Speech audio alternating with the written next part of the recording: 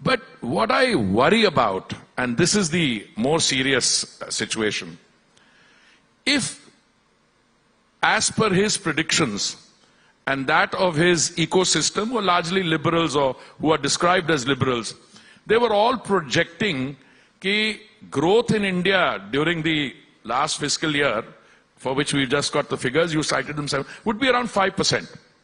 Now, I ask you, if the World Bank, the UN system, the RBI, they're all predicting 6.5% and above, and if you choose to predict 5% or thereabouts, is that a prediction or is that wishful thinking? You don't want India to do well.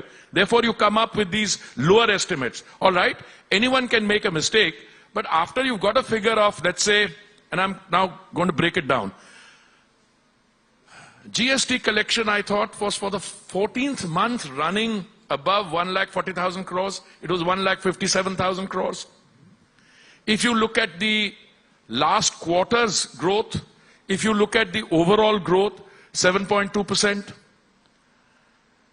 But why do you feel unhappy when such statistics are rolled out?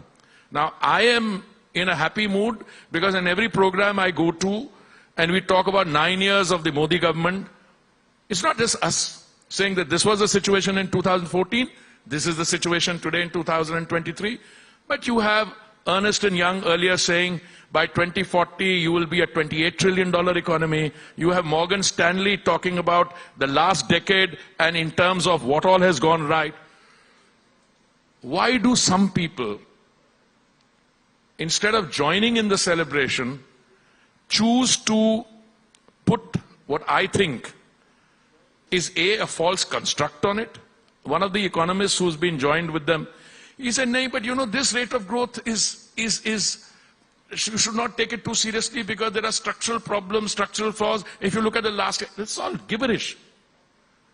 Once you make a projection that your economy is going to grow at 5% or 5.2%, and you end up with 7.2%, the intelligent thing to do is, hey, I'm sorry, I was wrong. I'm glad. Now I think if there are any other correctives to be taken, please take them. But you should be part of that celebration and the part of that effort for India to be a Viksit Desh or a developed country by 2047. How can you predicate your entire thing on saying, India, this is going wrong, that is going wrong? I want to conclude with a small piece of information which many of you may not know.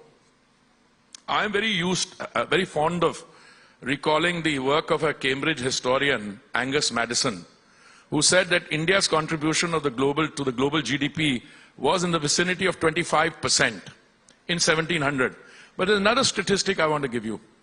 At the time of the Mughal Empire, the Mughal emperor had given the designation of Jagat Seth, or banker of the world, to one set of people in Calcutta, because their wealth was more than that of the British Empire in 1720.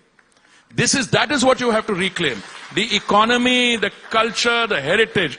And here all right, we became independent in 1947, but we defined our entire 7,000-year-old civilizational, historical DNA in terms of that 190 years when we went from 25% after 1750.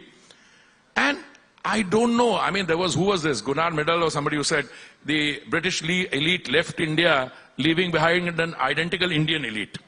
So I don't know whether, so I think the PM make 2 points. One is Viksit Desh by Amrit Kaal 2047 and shed your colonial mindset.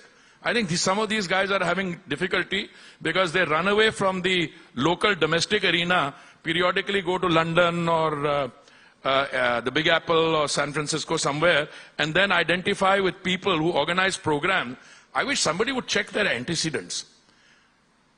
Because some of those organizers really are open proponents of, well, I heard somebody use the term, I could have used a more, absolutely, I agree with you. There is a organized effort. It's To say that there are lobbies for X, Y, and Z is too mild. There's an organized effort, obviously financed by someone, say, "Bhai, India can do no right." So anything that you're doing well economically, you're doing well in something else, the India's infrastructure is beginning to take a new shape, and you have this, what do you call it, whining and carping.